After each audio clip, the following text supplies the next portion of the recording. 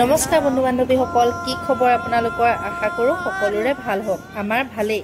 আপোনালোকে ভাবিছে চাগে দেহা চাদৰ মেখেলা পিন্ধি বাহিৰত কিয় ৰৈ আছে? হয়, এতিয়া যিহেতু এইটো ভাদ মাহ, গুৰুজনাৰ আশীষ ল'বলৈ বুলি আমি সপৰিয়ালে ওলালোঁ ঢেকীয়াখোৱা বৰনামঘৰলৈ বুলি।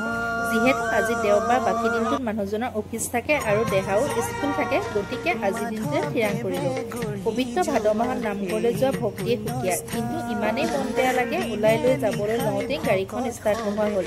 যিহেতু গাড়ীখন ইমান চলোৱা নহয়, বেটেৰীটো বহি গ'ল, সেইবাবে যাব নহ'ব বুলিয়ে ভাবিছিলোঁ, কিন্তু মানুহজনে বেটেৰীটো চাৰ্জ দি আনিলেগৈ। এয়া আকৌ আমি ওলাই যাব লৈছোঁ, কিন্তু দেহাক চাদৰ মেখেলা খুলি ফৰক এটাকে পিন্ধাই দিলোঁ। দেখিছাই নহয়, দেহা যিহেতু আজিৰ দিনটো নুশুলে, এয়া গাড়ীতে শুলে তাই। এয়া আমি পাইছোঁহি ঢেকীয়াখোৱা বৰনামঘৰ বাটচোৱা। আপোনালোকে চাওকচোন, বাটচৰা ভাগ ইমান ধুনীয়া। গাড়ীৰ পৰাই মূৰটো ধুৱাই সেৱা ভাগ লৈ আগবাঢ়িলোঁ নামঘৰলৈ বুলি। যিহেতু আজি নামঘৰত ভক্তৰ বহুত ভিৰ, গাড়ীখন দুৱাৰতে ৰখাই আমি তিনিওয়ে খোজ ল'লোঁ নামঘৰলৈ বুলি। এতিয়া আমি পালোহি ঢেকীয়াখোৱা বৰনামঘৰ দুৱাৰমুখ। এয়া চাওকচোন, ভিতৰ বাটচৰা ভাগ ইমান ধুনীয়া। প্ৰথমে আমি শৰাই ভাগ আগবঢ়াই আমি চাকি জ্বলাবলৈ বুলি আগবাঢ়িলোঁ।